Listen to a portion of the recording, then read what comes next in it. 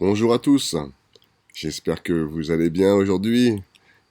Alors j'ai fait une petite vidéo, je vais essayer de la faire la plus courte possible, mais la mieux possible. L'idée aujourd'hui c'est de vous proposer une méthode pour cesser les pensées parasites, pour les faire taire votre mental. Votre mental produit des milliers de pensées, alors on dit qu'elle produit à peu près 6000 pensées par jour, et l'important c'est de prendre conscience que l'idée, c'est pas forcément d'effacer toutes ces pensées, sauf que si vous avez envie de le faire, c'est un super entraînement. Et l'exercice que je vais vous proposer, qui est très simple, est un exercice qui a été proposé, je l'ai découvert via Alexandre Nadeau, un, un coach canadien, et, mais qui est aussi inspiré de travaux de d'autres personnes, Byron Katie par exemple, ou des méthodes qui sont liées aussi dans le bouddhisme, dans la méditation par exemple. On s'aperçoit que les pensées peuvent être comprises et libérées. L'idée dans cet exercice, c'est pas de se relaxer, c'est pas forcément de chercher à se détendre, c'est de comprendre la non-réalité de nos pensées. Les problèmes qui surviennent en général, c'est de croire, de se mettre à croire ce que l'on pense. Ça veut dire quoi, croire ce que l'on pense? Ça veut dire que quand je pense à quelque chose, je vais commencer à m'identifier à mes pensées. Je vais penser à n'importe quoi et je vais y croire. Je vais adhérer à ça. C'est vrai pour moi. Voilà. Et l'idée, c'est de comprendre que nos pensées, nos croyances, nos émotions n'ont pas de réalité vraie. Elles ont une réalité vraie pour nous, sensoriellement. On les ressent dans notre corps, dans notre être. On le sent, on les ressent physiquement. Mais dans l'absolu, elles n'ont pas de réalité. La preuve, c'est que on ne réagit pas pareil ou à la même situation. On a, suivant les moments, suivant les états, on va avoir des attitudes un petit peu divergentes ou légèrement, des fois même contradictoires par rapport à des moments d'avant. On a tous fait l'expérience d'avoir des enfants, des fois turbulents, et être agacé pour des fois des broutilles, et complètement complaisant quand on est bien disposé, quand on est tellement bien qu'on dit ils montent sur la table, ils sont mignons. Donc on voit bien que la réaction que l'on a dépend de l'état interne que l'on vit à l'intérieur de nous. Donc l'objectif, l'exercice que je vais vous proposer est extrêmement simple. C'est juste un défi à la réalité. Et pour cela, vous allez choisir un moment où vous êtes calme, vous allez vous promener, où vous êtes seul, ou au début pour s'entraîner. Après, vous pouvez le faire n'importe où si vous voulez. Hein. L'idée, c'est de... Moi, je prends un petit objet, ça peut être un caillou, ça peut être là pour l'exercice, j'utilise les headphones, ces petits écouteurs, et juste le boîtier, je vais le prendre dans la main. Et chacune des pensées que je vais avoir, alors moi, je suis un petit peu un assez excessif dans mes exercices, et j'ai tendance souvent à le faire pour toute pensée, parce que c'est juste pour m'entraîner, à entraîner mon cerveau, à prendre conscience que chacune de mes pensées est juste du vent, juste une pensée qui passe et qui n'a pas d'importance. En fait, je ne fais pas ça pour interdire mon cerveau de penser, je veux juste lui faire comprendre que ces pensées ne sont que des pensées. Ce qui me permet, et ce qui va me permettre dans les jours, dans les semaines à venir, de faire le tri entre les pensées qui sont intéressantes pour moi et celles qui ne le sont pas. Et les pensées qui ne sont pas intéressantes, eh ben elles vont simplement se dissoudre, se libérer, et vous allez voir pendant cet exercice, c'est assez intéressant. Donc chaque fois que j'ai une pensée, là, j'ai une pensée qui me vient, si je dis, je sais pas, euh, cette personne est désagréable. J'ai un jugement. Voilà, j'ai un jugement sur quelqu'un. Et je dis, cette personne est vraiment désagréable. Elle m'a parlé sur un ton. Voilà. Et au moment où je formule cette pensée, je me dis, cette personne est désagréable. La pensée, personne. Je ne parle pas des faits. Je ne parle pas de l'action.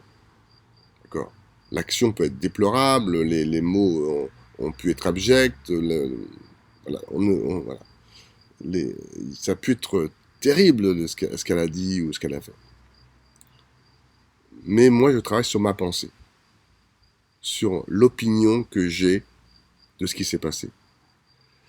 Parce que c'est pas tant les mots qui m'ont blessé, c'est ce que moi, j'ai interprété de cet événement.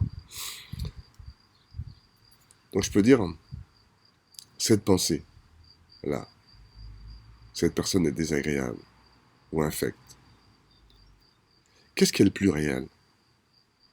Qu'est-ce qui est le plus réel? Cet objet-là que je tiens dans la main, que je vois, je touche, je peux le sentir, je peux goûter, ou la pensée?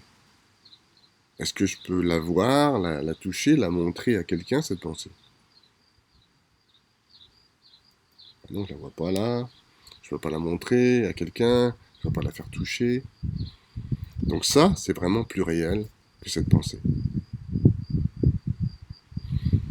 Quand je réalise que cette pensée-là n'est pas réelle, cette pensée, cette personne, qu'est-ce que je ressens? Qu'est-ce que je ressens quand cette pensée, je réalise vraiment que cette pensée n'est pas réelle?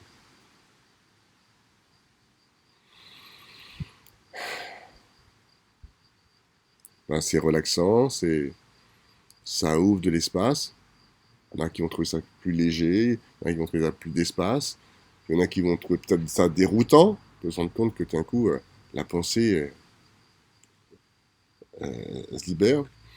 Moi maintenant, depuis que je fais ça, j'ai l'impression que c'est comme si c'était de la fumée, comme si la pensée partait en fumée et se dissolvait dans l'espace, et que il n'y avait qu'un espace tranquille.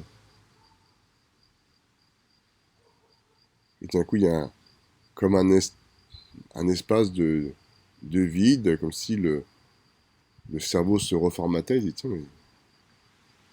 mais c'est pas vrai, quoi.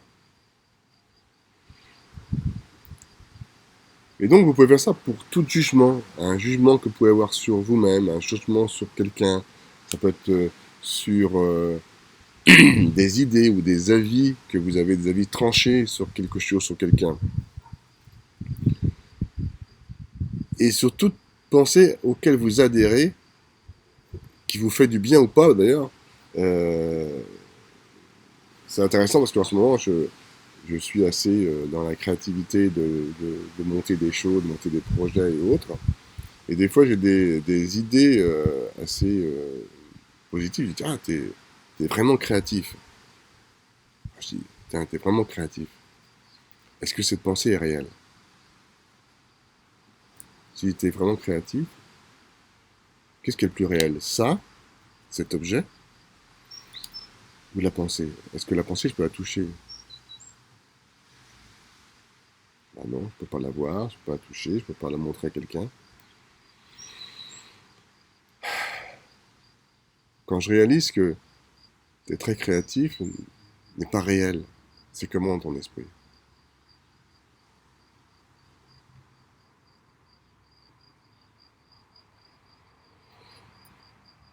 C'est comme si tout devenait plus posé, plus calme, plus vaste, plus tranquille et plus apaisant.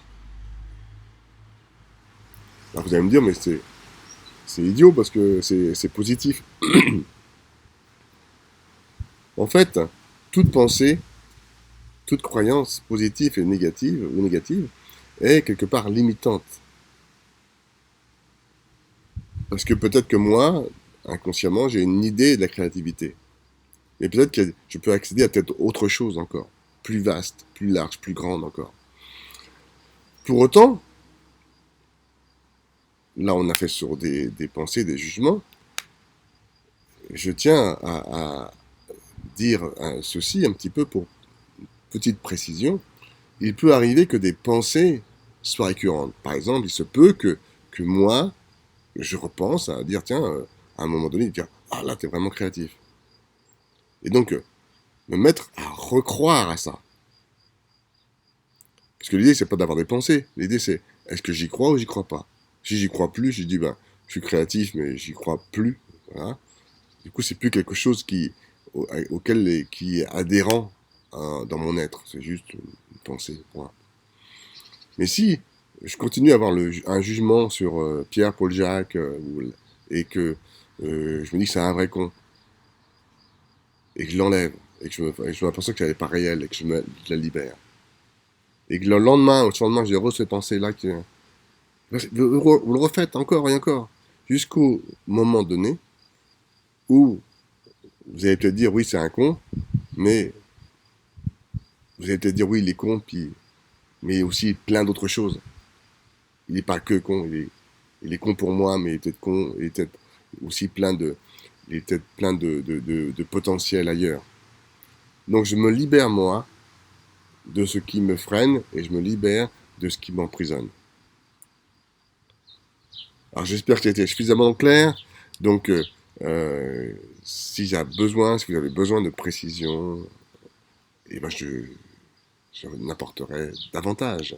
Je vous dis à bientôt, amusez-vous et emmenez toujours avec vous un petit caillou, des clés, n'importe quoi. Sinon, vous pouvez toucher votre bras, votre genou, parce que rien n'est plus réel que votre corps, n'est-ce pas? Je vous dis à bientôt pour une prochaine vidéo. À bientôt.